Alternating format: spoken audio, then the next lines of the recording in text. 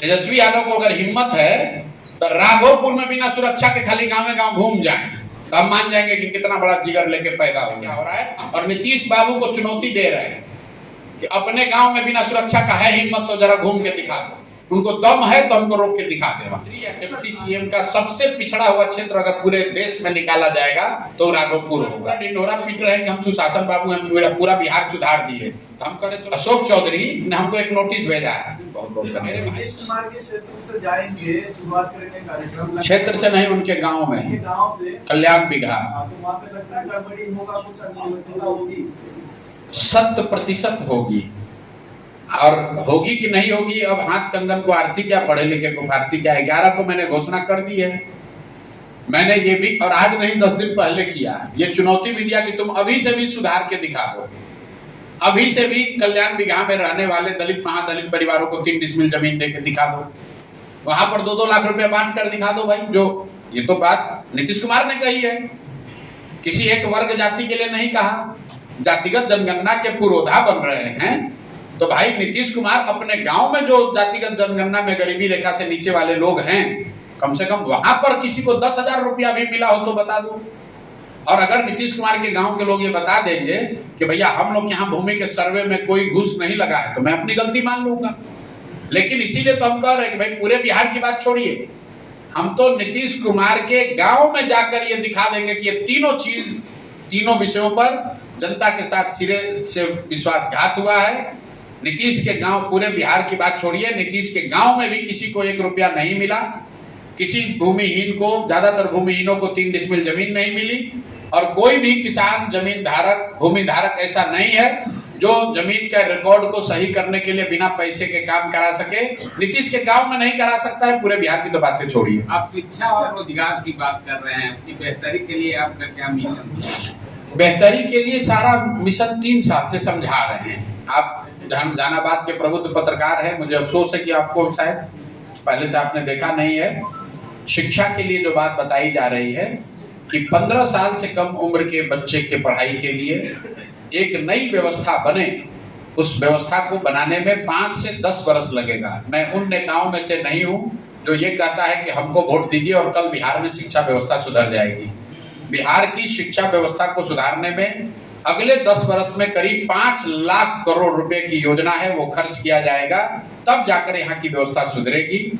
और उसके तहत हर प्रखंड में 10 विश्व स्तरीय विद्यालय बनाने की बात हम लोग कर रहे हैं। हर साल हर प्रखंड में 1 विद्यालय, नेतरहाट जैसा आपने सुना था, जैसा सरकारी विद्यालय था, उस स्तर का विद्यालय हर प्रखंड में हर वर्ष 1 बनाएंगे, ताकि अगले 10 वर्ष में बिहार के सभी प्रखंडों में कम से कम 10 बेहतर विद्यालय ऐसे हों जहां से पढ़कर लोग डॉक्टर, इंजीनियर, IAS, IPS बनने का सपना देख सकें। डॉक्टर, इंजीनियर, IAS, IPS बने ना बने, कम से कम बेहतर नागरिक बनने की उनमें क्षमता हो सके। और वो काम करने में जो 2 बरस, 4 बरस, 5 बरस, 10 बरस लगेगा, तब तक के लिए जनसुराज ने ये कहा कि जब तक सरकारी व्यवस्था नहीं सुधरेगी तब तक आप अपने बच्चों को, गरीबों के पास ये अवसर होगा कि आप अपने बच्चों को प्राइवेट स्कूल में भेजिए और उसका रेगुलेटेड फीस परिवार की ओर से, बच्चे की ओर से, सरकार की ओर से भरा जाएगा। क्योंकि अगर बिहार सरकार को स्कूल बनाने, सुधारने में 3 बरस लगेगा तो गरीब का बच्चा 3 बरस तो बैठा तो नहीं रहेगा। इसलिए कहा गया कि 2025 से अगर आप अपने बच्चे को प्राइवेट स्कूल में भेजना चाहते हैं, भेजिए, उसका खर्च सरकार की ओर से भरा जाएगा। कई लोगों को लगता है सरकार इतना पैसा कहां से लाएगी। भाई 60,000 करोड़ रुपया ऑलरेडी खर्च हो रहा है। सरकारी विद्यालय में जो बच्चा पढ़ता है वो फ्री में नहीं पढ़ता है, वहां पर सरकार को प्रति बच्चे को पढ़ाने का खर्चा प्राइवेट स्कूल के मुकाबले ज्यादा है। कुछ लोगों को यह भी लगता है कि भैया ये अवसर दे दीजिएगा तो हर आदमी प्राइवेट में पढ़ने जाएगा, नहीं जाएगा।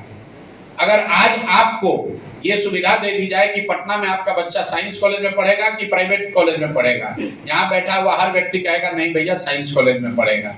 अगर आपको ये सुविधा हो कि आपका बच्चा मेडिकल PMCH से करेगा कि किसी प्राइवेट मेडिकल कॉलेज से करेगा, आप कहिएगा नहीं PMCH से करना होगा। दुनिया भर में इस बात का प्रमाण है कि अगर सरकारी विद्यालय, सरकारी कॉलेज, वहां पढ़ाई अच्छी हो तो लोग प्राइवेट के मुकाबले पब्लिक जो सेवा है उसको ज्यादा प्रेफर करते हैं। आप बीमार पड़ते हैं तो आप एम्स में जाना प्रेफर कीजिएगा अपोलो के मुकाबले, चाहे अपोलो कितना बढ़िया अस्पताल हो। तो हम लोग की जो सोच है कि सरकारी विद्यालयों को इतना अच्छा बनाया जाए कि लोग खुद से सरकारी विद्यालय में पढ़ना चाहें, और जब तक वो विद्यालय का स्तर न सुधरे तब तक उनको प्राइवेट विद्यालय में पढ़ने की सुविधा दी जाए। सर मेरा 2 सवाल है आपसे। आपकी गाहे बेगाहे चर्चा होती है कि आप राघोपुर से भी चुनाव लड़ेंगे। राघोपुर की चर्चा के बाद अब कल्याण बिघा की चर्चा होने लगी। एक साथ 2 जगह हिट कर रहे हैं, इसके पीछे क्या है? नहीं, हमारा ना राघोपुर से मतलब है, ना कल्याण बिघा से मतलब है। ये हमारे लिए राजनीति का विषय नहीं है।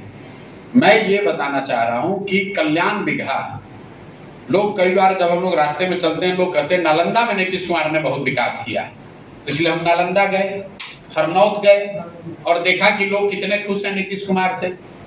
सामान्यतः लोगों की सोच है कि भाई मुख्यमंत्री का गांव है, यहाँ पर तो योजना लागू हुई ही होगी। अगर आपके यहाँ नल जल नहीं चल रहा है तो आप कहें चलिए हमारे यहाँ नल जल नहीं है, लेकिन कल्याण बिघा में तो नल जल होगा ही होगा, कल्याण बिघा में तो बढ़िया स्कूल अस्पताल होगा ही होगा। लेकिन सच्चाई ये है कि कल्याण बिघा भी जाइएगा तो वहां पर भी लोग उसी स्तर में जी रहे हैं जितना कि जहानाबाद के किसी गांव में। राघोपुर जहां से कि मुख्यमंत्री उप मुख्यमंत्री आज वर्षों से बनते आ रहे हैं, आज भी वहां पर 6 महीने लोग नाव से और पीपा पुल से ही चल रहे हैं। और ये लोगों का दुर्भाग्य है, जब बिहार के का दुर्भाग्य है कि ऐसे क्षेत्र में लोग जहां अपने बच्चे अपने परिवार का कष्ट भूलकर फिर चुनाव होगा तो उसी जाति के नाम पर वोट दे देते हैं। भाई आपके घर में किसी महिला को प्रसव पीड़ा हो जाए राघोपुर में, तो कोई जाति कोई नेता बचाने नहीं आएगा, उसको पीपा पुल पर ही आना पड़ेगा, उसको नाव से ही आना पड़ेगा। मुझे ऐसा लगता है कि किसी मुख्यमंत्री या डिप्टी सीएम का सबसे पिछड़ा हुआ क्षेत्र अगर पूरे देश में निकाला जाएगा तो राघोपुर होगा। तो ये राघोपुर की जनता को देखना है कि भाई तुम्हें इसी में जीना मरना है तो फिर इसी में रहो। इसलिए मैं जाता हूँ कल्याण बिघा, इसलिए जाऊंगा कि नीतीश कुमार पूरा ढिंढोरा पीट रहे हैं कि हम सुशासन बाबू हैं, पूरा बिहार सुधार दिए। तो हम कह चलो भाई अपने गांव में ही देख लो। अगर हर जगह कहेंगे कि जमीन भूमि सर्वे में घुसखोरी हो रहा है, भ्रष्टाचार हो रहा है, तो तुरंत आप ही लोग बताइएगा कि फलाना मंत्री है आपको नोटिस भेजा है। आज हमको अशोक चौधरी एक नोटिस भेजा है, अशोक चौधरी ने हमको एक नोटिस भेजा है। मेरे भाई आप लोग बताइए सरकार में उगाही मंत्री के तौर पर कौन कौन लोग का नाम है? सब लोग जानता है, हम लोग डर के मारे नहीं बता रहे, प्रशांत किशोर बता रहे हैं।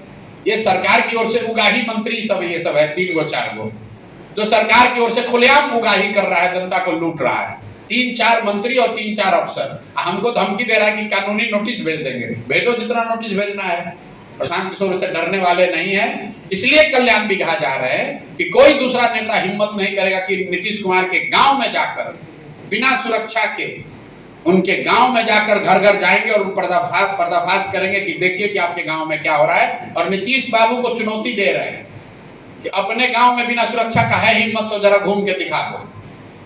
तेजस्वी यादव को अगर हिम्मत है तो राघोपुर में बिना सुरक्षा के खाली गांव में गांव घूम जाएं, तो हम मान जाएंगे कि कितना बड़ा जिगर लेके पैदा हुए हैं। हम घूम कर दिखा रहे हैं और आपके सामने जाएंगे। कल्याण बिघा बिना सुरक्षा के ही हम चलते हैं, कल्याण बिघा भी बिना सुरक्षा के जाएंगे, घर घर जाएंगे। उनको दम है तो हमको रोक के दिखा दे वहां।